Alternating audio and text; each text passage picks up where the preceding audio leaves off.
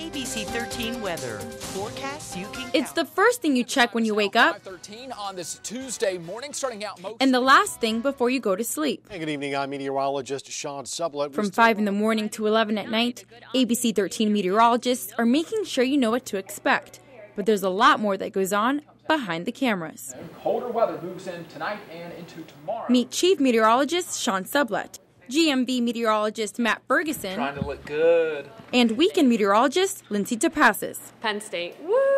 First things first, how do they come up with the forecast? It's all based off of current conditions. So that's when you gather information from the weather balloons, the surface observations, you gather the information from the satellite imagery, the radar reports, the upper air winds, the things that are driving the weather in the first place. So we have these computer models and they have all these physics equations in them. And so basically they're saying, based on what's happening now and the laws of physics, this is what's going to happen. But those equations differ from model to model. So our weather experts use their experience and bounce ideas off each other to predict what will happen. Looking at the geography, mountains, lakes, rivers, those kinds of things. And take all that information and put it together and try to come up with the most accurate forecast we can. Next, they create all the graphics for the newscasts. And most of that happens in front of the famous green screen. Okay, so behind me I've got just the blank green screen. It's also called the chroma key or the weather wall. Best chance to pick up a dusting of snow. A computer projects weather maps and graphics onto the backdrop or anything that's green. That's why we can't wear anything green. I can't wear a green tie because the weather map would be on top of me. But you have 3 good points of reference. 2 TVs on either side, and then we have 1 TV in the front. So no matter if we're looking to the front straight out or when we turn from side to side, We can point to the temperature map or the radar, the storms rolling through. I'm looking right into there because the camera's behind that mirror. No teleprompter. But it is cool, like high up. Everything that we say is off the top of our heads. Looking nice, mostly the partly sunny skies. Because we prepare the forecast, we prepare all the graphics, so we're kind of telling the story with the graphics as an assistant to that. However, we do write up closed captioning for the folks at home, so if there is any warnings, that will all be at the bottom of your screen. Some other fun facts.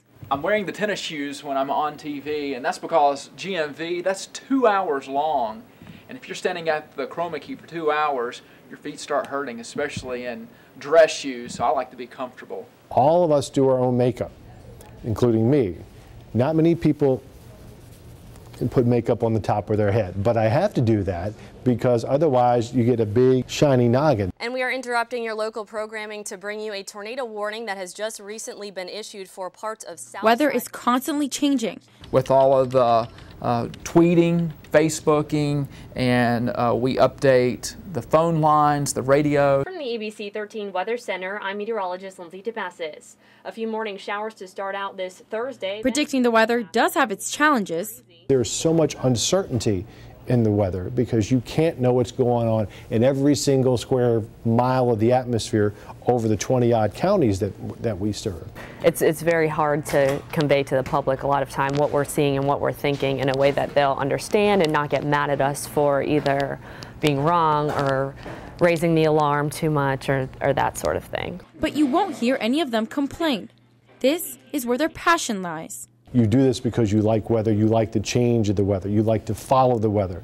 You want to figure out the puzzle. Before a big snowstorm or severe weather or something, we all geek out and get all excited, so it's fun. It is so rewarding to know that I'm letting everyone at home know what to expect for the day, so it kind of helps them out to plan their day.